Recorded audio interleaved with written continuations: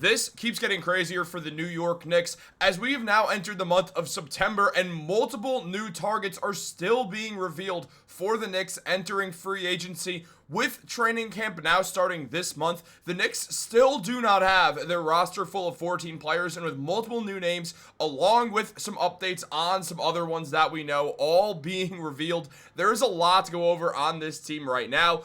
Nobody expected it to take this long for the Knicks to make that final signing. However, here we are, it's September, and we are still here waiting to see who that final player is going to be. And we're going to jump right in and talk about that. But before we do that, if you guys are part of that 57% that's not subscribed to Knicks Digest, make sure to subscribe for daily New York Knicks updates. We got a lot of good videos coming out every single day that you do not want to miss out on.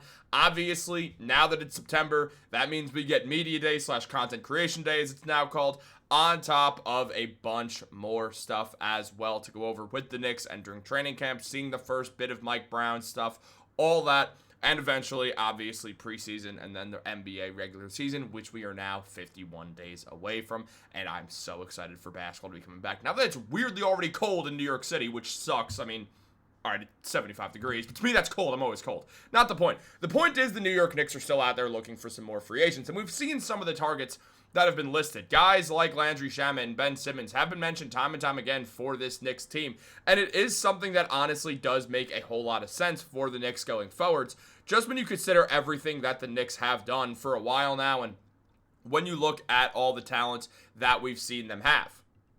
And when we know that the Knicks are a talented team, which is very clear, what we've seen time and time again is them look for the final right piece for this team. Now, whether that's Landry Shamet, whether that's someone who wasn't on the team last year, whether it's DeLon Wright, there's been a lot of discussions, and now we have updates on even more names. As James Edwards did mention Malcolm Brogdon as one of the names here, saying, I'm not sure if the Knicks want to use their limited resources on someone who has the injury history of Malcolm Brogdon, but he's a solid veteran who, at the very least, should be a good locker room presence. The 32-year-old has averaged 10 points or more every season of his career, and aside from last season with the Washington Wizards, he has been an above average three-point shooter. It's just hard to ignore the fact that he's only played more than 40 games in a season once since the 2021-22 campaign. Brogdon, when healthy, is a good player who would fill a void or two for the Knicks, but banking on him remaining healthy might be a lot to ask. Now, Brogdon would give the Knicks another guy who is a true point guard outside of just Jalen Brunson and Tyler Kolek, who we're not really expecting to see a bunch of rotational time this year.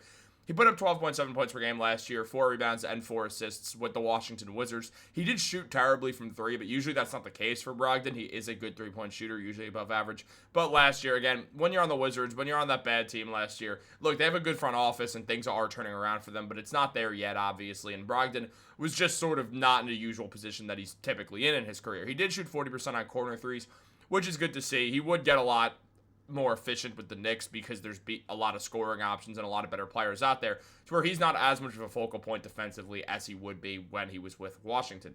Brogdon's still a free agent, and we know he's going to sign somewhere. He's too good to not sign somewhere, but it is a matter of what's the right fit for him, and also the market being held up by Ben Simmons and Malik Beasley, the top 2 free agents really on the board that teams have interest in right now. So we'll see those dominoes start to fall along with Brogdon, obviously Russell Westbrook and guys like that as well. Brogdon has not played in the playoffs since 2023. Being with the Trailblazers and the Wizards, you're not exactly set up for success.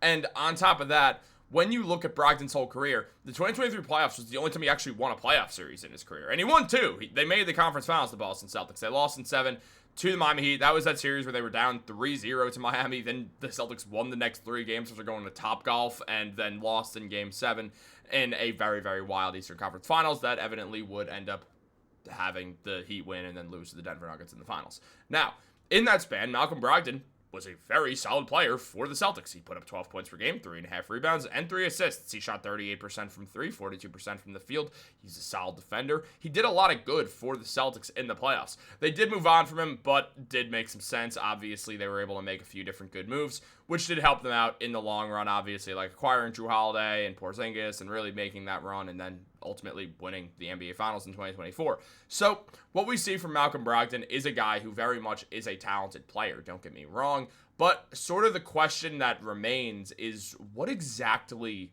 happens next with his career? Well, the Knicks feel like a very good fit for Malcolm Brogdon, and we know, according to Zach Lowe, that there was interest. The Knicks held interest in Malcolm Brogdon. They also held interest in Landry Shamet at the same time. Shamet, as we know, can perform for the Knicks in the playoffs. We saw it when he got rotational minutes with the Knicks, when he shot 54% from three in those 4 games that he actually got those rotational minutes that the front office forced on Tibbs.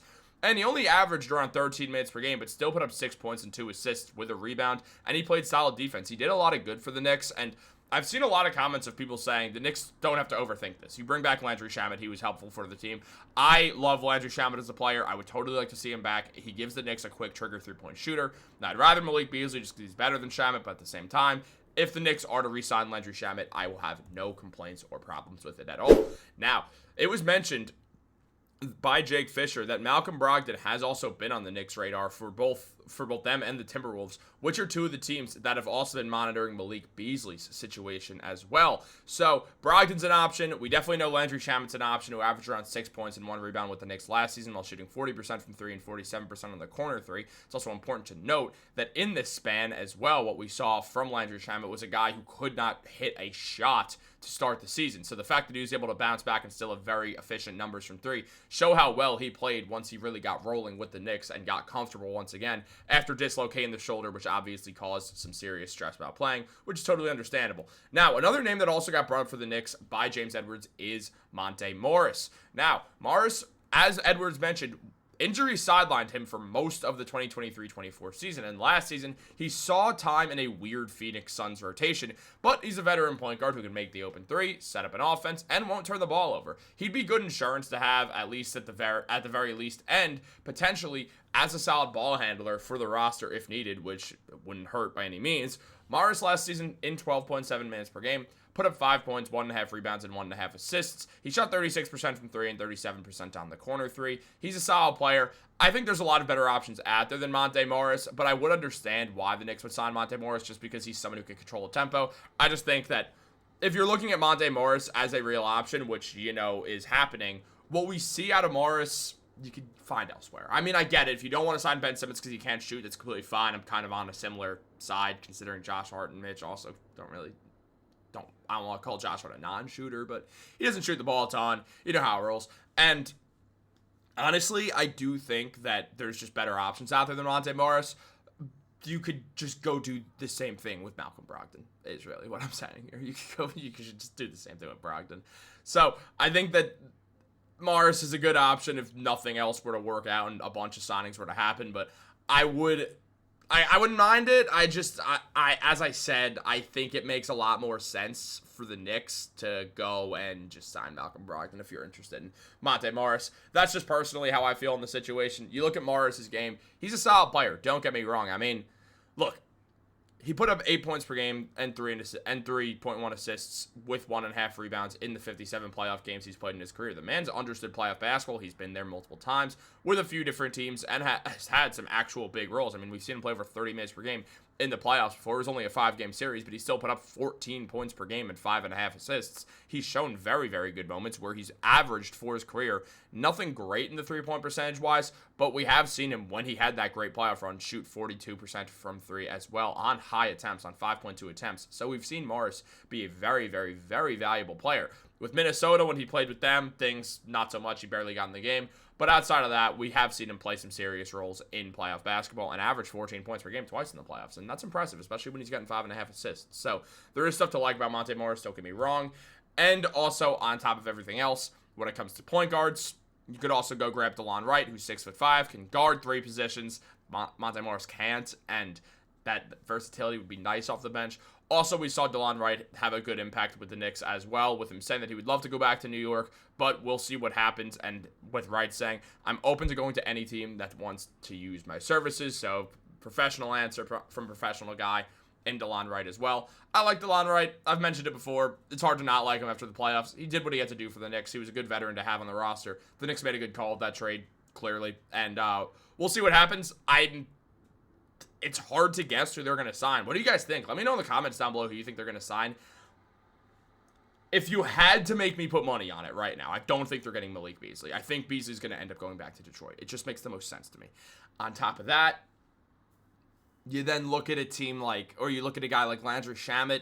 If the Knicks like Malik Beasley, there's a good chance they're just going to go bring back Shamet, who is good for them. They like Shamet. The front office told Tom Thibodeau to play Landry Shamet and DeLon Wright minutes, so those guys each make sense. I don't think it's going to be Brogdon or Russell Westbrook. Personally, I don't see it happening. I think with Russ, they'd rather just go get Ben Simmons so they could have a guy who could play that big man spot as well.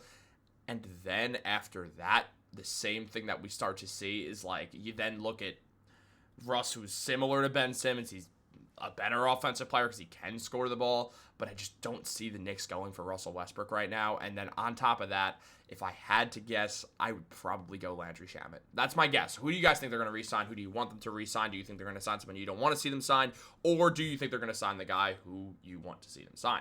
Let me know all that in the comments down below. Like this video, subscribe, turn on post notifications. Have a great day, and go Knicks. Happy Labor Day. Summer's over. I'm going to go cry.